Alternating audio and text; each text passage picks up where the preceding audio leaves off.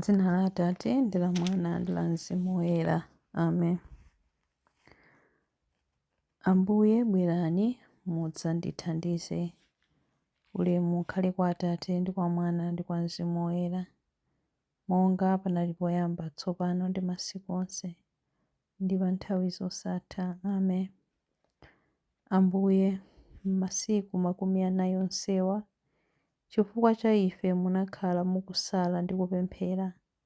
Tiphunzitseni limodzi nanu kulira misonzi machimo athu, ndipo pafupi nanu tikhale. Monga inu ndi Satana mudalimbana ndipo mudapambana, mwa inu tipatseni mphamvu zomenyera nkhondo. Mwa inu tigonjetse machimo, monga munamva njala ndi ludzu. Choncho tiphunzitseni Ambuye achifundo, tife mwa ife tokha, kuti potero tikhale moyo ndi mawu anu oyerayera. Khalani nafe kuti kudzera m'moyo uno wa mazunzo komanso zowawa, Pasaka ya chisangalalo chosatha, pamapeto pake tithe kupeza ulemu ukhale kwa Atate ndi kwa Mwana ndi kwa Mzimu Woyera, monga panali poyamba tsopano ndi masiku onse ndi pa nthawi zosatha. Amen. Chilimbi 1. Mundichitire chisoni Ambuye, imvani pemphero langa. Ndikamayitana mundiyankhe Inu Mulungu mtetezi wanga. Mudabwera kudzandithandiza pamene ndinali m'mavuto. Mundichitire chifundo ndi kumvera pemphero langa. Anthu inu mudzaleka liti kunyoza ulemu wanga? Bwanji mukukondabe zinthu zachabechabe? Bwanji mukulakalakabe zinthu zonama? Koma tsono mudziwe kuti chauta wadzipatulira Iye yemwe anthu olungama. Chauta amamva ndikamuyitana. Opani Mulungu ndipo musachimwe. Mukhale phee ndipo muganize zimenezi m'mitima pamene mukugona. Perekani nsembe zanu ndi mtima wolungama, ikani mitima yanu pa chauta. Alipo ambiri amene amati, ndani angationetse zabwino? Mutiyang'ane ndi chikondi chanu Inu chauta. Koma Inu mwandisangalatsa mtima kwambiri, kupambana anthu azakudya ndi zakumwa zambiri.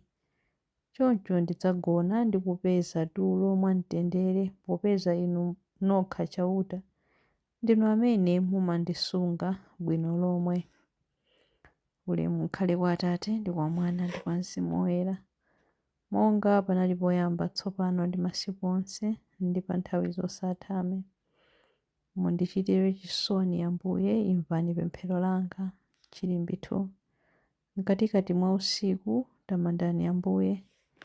Bwerani mudzatamande chauta, inu nonse atumiki a chauta, inu amene mumatumikira m'nyumba mwake usiku. Kwezani manja anu popemphera m'malo ake oyera, ndipo mutamande chauta. Akudalitseni chauta amene amakhala ku Ziyoni, amene adalenga kumwamba ndi dziko lapansi. Ulemu ukhale kwa Atate ndi kwa Mwana ndi kwa Mzimu Woyera, monga panali poyamba tsopano ndi masiku onse ndi pa nthawi zosatha. Amen. Mkatikati mwa usiku tamandani Ambuye. Mawu a Mulungu. Mawu akuchokera mu buku la 1 Petro. 1 Petro 1 verse 18 mpaka 21.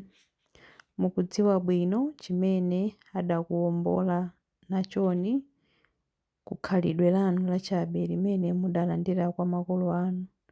Sadakuwomboleni ndi ndalama zotha kuwonongeka zija, siliva kapena golide ayi. Adakuwombolani ndi magazi amtengo wapatali a Khristu, amene adakhala ngati mwana wankhosa wopanda banga kapena chilema. Iyeyo Mulungu adamusankhiratu dziko lapansi lisanalengedwe, koma wamuonetsa nthawi yotsiriza ino chifukwa cha inu. Kudzera mwa Iye mumakhulupirira Mulungu amene adamuukitsa kwa akufa, namupatsa ulemerero, ndipo choncho chikhulupiriro chanu ndi chiyembekezo chanu zili mwa Mulungu. Chiyankho. Mawu a Ambuye. Tithokoze Mulungu. Chiyankho. Timvereni Ambuye ndipo tichitireni chisoni popeza tinakuchimwirani. Timvereni Ambuye ndipo tichitireni chisoni popeza tinakuchimwirani. Yesu Khristu, imvani madandaulo athu odzichepetsa popeza tinakuchimwirani. Ulemu ukhale kwa Atate ndi kwa Mwana ndi kwa Mzimu Woyera. Mverani Ambuye ndipo tichitireni chisoni popeza tinakuchimwirani. Chilimbi cha nyimbo ya Amayi Mariya. Lazaro bwenzi lathu wagona tulo, tiyeni tikamututse kutulo taketo.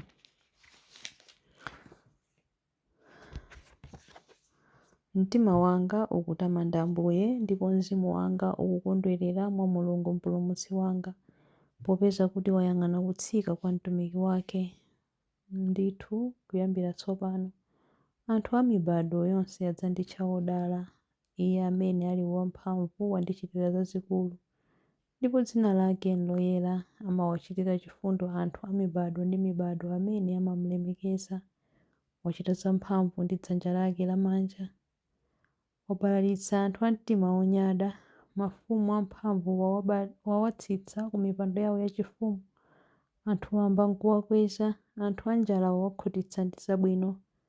Anthu olemera nkuwabweza osawapatsa kanthu.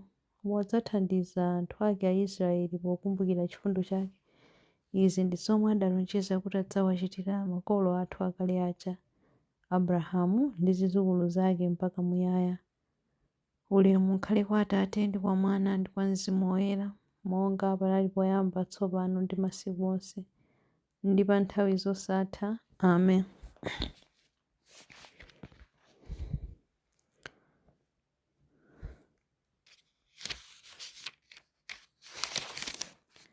Lazaro bwenzi lathu wagona tulo, tiyeni tikamudzutse kutulo taketo. Mapemphero. Tiyeni tipereke ulemu kwa Khristu Ambuye amene adali mphunzitsi wathu, chitsanzo ndiponso m'bale. Tiyeni tipemphere kwa iye ponena kuti: Ambuye, adzadzeni anthu anu ndi moyo wanu. Ambuye Yesu, mudakhala munthu monga ife mu zonse kupatula tchimo. Tiphunzitseni momwe tingathere kugawana nawo anzathu chisangalalo ndi chisoni chawo, kuti chikondi chathu chidzikula mozama tsiku lililonse. Ambuye, adzadzeni anthu anu ndi moyo wanu. Tithandizeni kukudyetsani podyetsa anthu anjala, ndi kukupatsani chakumwa popereka chakumwa kwa anthu omva ludzu. Ambuye, adzadzeni anthu anu ndi moyo wanu. Mudaukitsa Lazaro kutulo ta imfa. Lolani onse amene adamwalira ndi imfa ya tchimo kuti athe kudzukanso kudzera mchikhulupiriro chakulapa. Ambuye, adzadzeni anthu anu ndi moyo wanu. Limbikitsani anthu ambiri kuti akutsateni ndi mitima yodzipereka kwambiri komanso molungama, kudzera mchitsanzo cha Amayi Mariya odala ndi oyera ena onse. Ambuye, adzadzeni anthu anu ndi moyo wanu. Lolani anthu onse akufa kuti adzuke mu ulemerero wanu, kuti asangalale ndi chikondi chanu pa nthawi zosatha. Ambuye, adzadzeni anthu anu ndi moyo wanu. Ambuye, adzadzeni anthu anu ndi moyo wanu pamene tikupemphera kuti: Atate athu muli kumwamba, dzina lanu liyeretsedwe, ufumu wanu udze, kufuna kwanu kuchitidwe monga kumwamba choncho pansi pano. Mutipatse ife lero chakudya chathu cha lero. Mutikhululukire ife zochimwa zathu, monga ifenso takhululukira adani athu. Musatisiye ife m'chinyengo, koma mutipulumutse ife kwa zoyipa. Amen. Tipemphere. Atate, tithandizeni kuti tifanane ndi Khristu mwana wanu amene adakonda dziko ndipo anamwalira kamba ka chipulumutso chathu. Tilimbikitseni ndi chikondi chake, titsogolereni ndi chitsanzo chake, amene ali ndi moyo ndi ufumu limodzi nanu ndi Mzimu Woyera, Mulungu tsopano